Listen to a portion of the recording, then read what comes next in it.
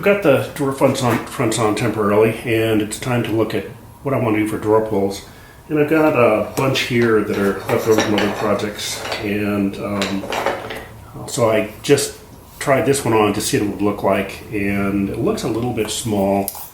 This one is 4 inches. I've got another one here, same style, and it's 6 inches. And I kind of like the look of that better, but I think that's a little bit big. So I'm thinking about making some that would be 5 inches. So about like that.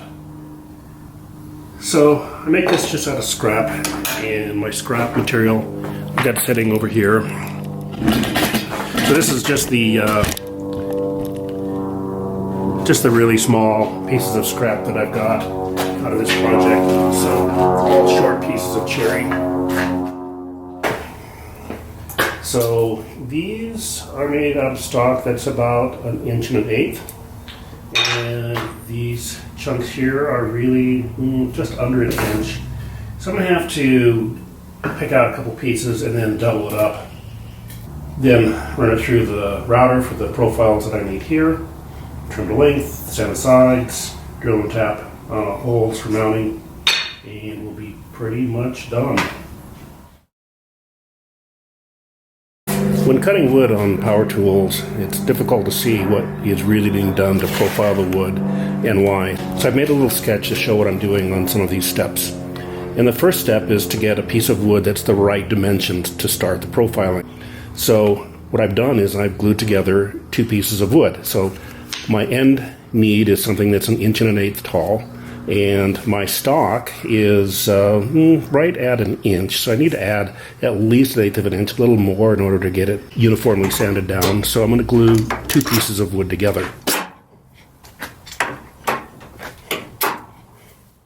Let this dry for a bit. Well, these have been sitting long enough to be dry. So I'm going to get this thing passed through there. After the glue is dried, the edge of the board will not be square. The next job is to run this material through the joiner, and what it'll do is it will square off this unsquare surface to the face of the board, which we will consider our reference. So what we're going to end up doing is we're going to take a fence that's 90 degrees on the joiner and run the board through it, and the cutters will give us a uniform 90-degree cut. So we'll have this known working surface.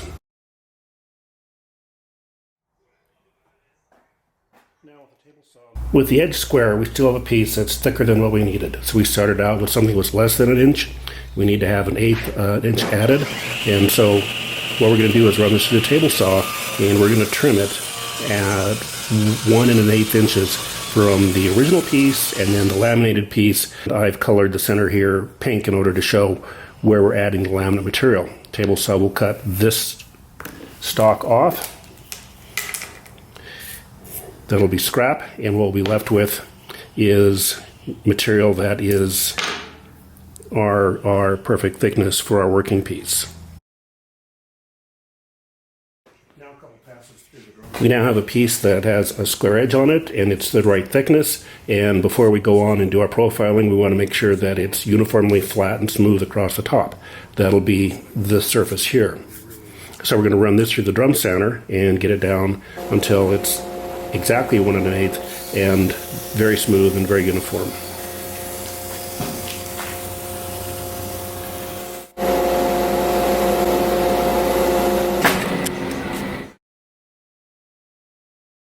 So after all of that work, what we have is a rectangle. We have a piece of wood that's going to be our starting point. So we have the right thickness. The width is much greater than what we're going to be needing, and the reason for that is we want something that we can hang on to when we run this through the router table. It's a lot safer to have something that's got, a lot of purchase for your fingers to keep you away from the blade and to keep control of the stock as it runs through the router. The router cutter that we're going to use is this one here. It's a fairly large radius roundover cutter, and we're going to put a step in it, which means that we're going to run this down deeper into the material than a smooth roundover. So if we were to put it down flush, we would just get a uniform radius cut.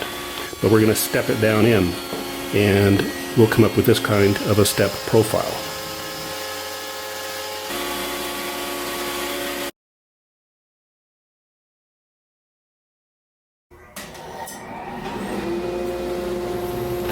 The next cut on the router table will be the Cove Cut, and the Cove Cut is to allow your fingers to pull from the inside of the door handle, and for that cut we use a Cove Cut bit.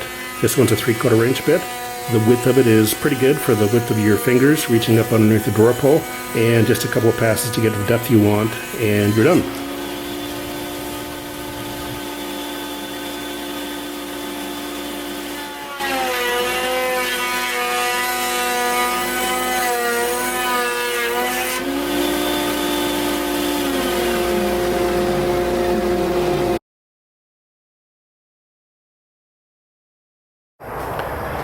The next cut will be made on the table saw. This cut will separate the drawer pull from the rest of the stock. We'll just pick a point that looks comfortable, and in this case I've got about 3/8 of an inch on the top here for a little shadow reveal, and the stock being that wide right now will run through the table saw and get separated at that point. It'll leave us with a profile that looks like this with stock that's 20+ inches long. Okay, and now it's time to cut some 5-inch pieces out here.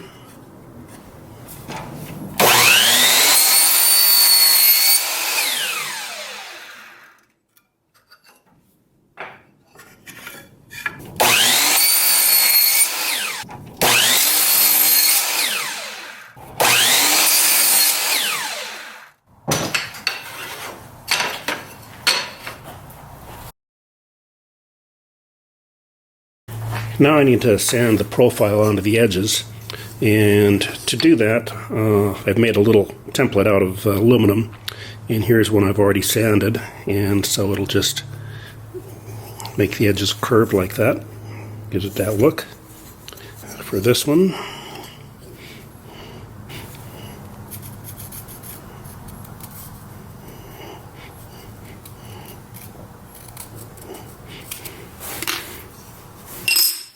then off to the center.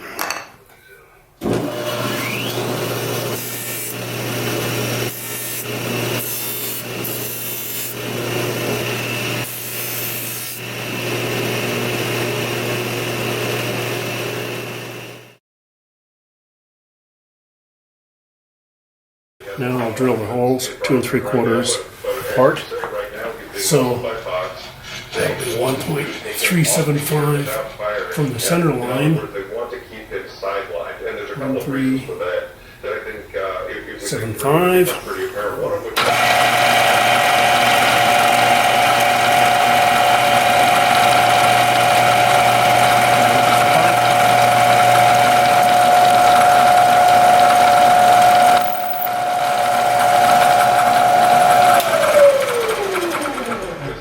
And then after I drill the other 3, then we'll tap them.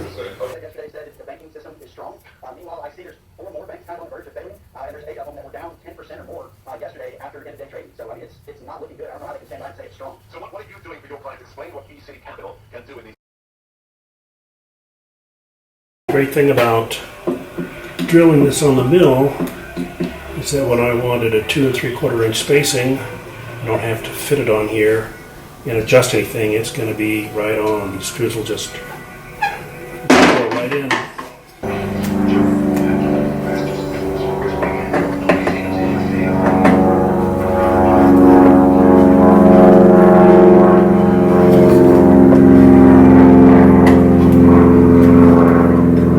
There we go. It looks better. I like that.